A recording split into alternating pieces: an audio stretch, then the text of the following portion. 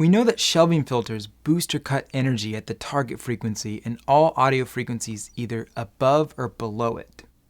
A pass filter also affects all energy above or below the target frequency, often referred to as the cutoff frequency in a pass filter. However, instead of boosting or cutting that content by a specific amount of gain, it instead removes that frequency content completely.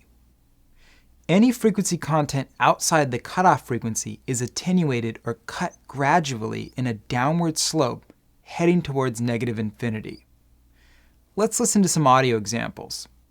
Listen to the following drum loop with a high-pass filter engaged.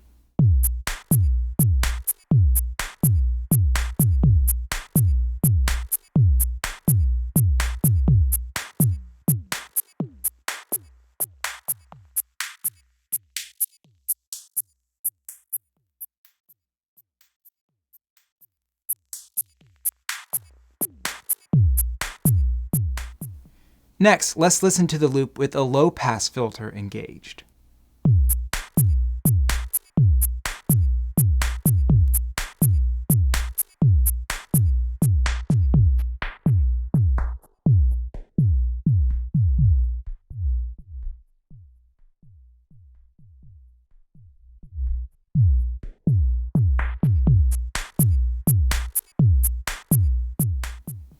Like the name suggests, a high-pass filter allows the highs to pass through the filter unaffected, while the low frequencies are attenuated or removed, starting at the cutoff frequency and lower.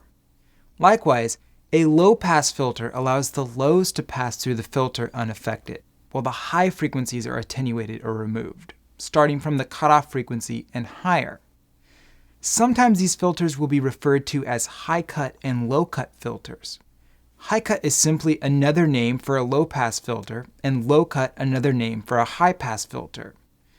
Don't let the names confuse you. Fortunately, the names are actually quite descriptive.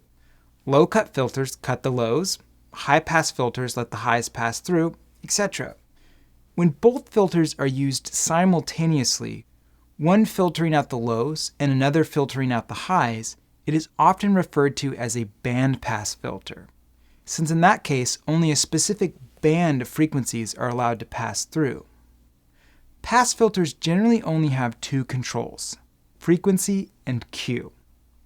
The frequency sets the cutoff point of the filter, while the Q control, sometimes called slope in a pass filter, determines the steepness of the cutoff slope. Q in this case is usually measured in dB per octave, and determines how aggressive the EQ will begin removing frequency energy above or below the cutoff point. Q settings on high and low pass filters generally start at 6 dB per octave, which is a rather gentle slope, and work their way up to more aggressive settings, sometimes as much as 48 dB per octave, which looks basically like a vertical line here on the graph. Let's look at an example of a high pass filter. A setting of 12 dB per octave with a cutoff at 100 Hz means that after passing through the filter, a signal of 50 Hz, or 1 octave lower, would be reduced by 12 dB, while a signal of 25 Hz, 2 octaves lower, is reduced by 24 dB. High and low pass filters are especially useful in restricting or bracketing frequency content of signals in a mix. Many times, rumble, or frequencies lower than the fundamental of the instrument, can be completely removed using a high-pass filter set just below a signal's fundamental frequency.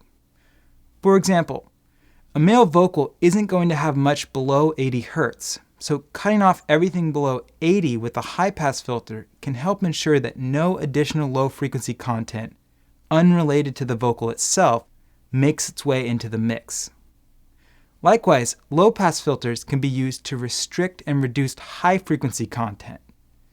In the case of DAWs, unlike analog mixing consoles and tape, high-frequency retention is 100%, meaning no high frequencies are soaked up by the DAW's mixer. This can lead to mixes that have too much high-frequency extension in too many of the instruments. This can result in a subtle building up of undesirable high-end frequency content that is hard to describe. I like to use low-pass filters on instruments that aren't contributing significantly to the high frequencies of my mix. For example, a 12-inch guitar speaker cabinet doesn't produce much useful audio information above 8K. So why keep it in the mix? Reducing or eliminating those high-end frequencies helps to remove any noise or hiss that may be present in the recording but not part of the actual instrument. And reducing these frequencies on multiple tracks keeps them from adding up in a mix. Using high and low pass filters to help tighten up frequency content and improve focus has been a secret of the pros for years, and I would find myself hard-pressed to do a mix without them.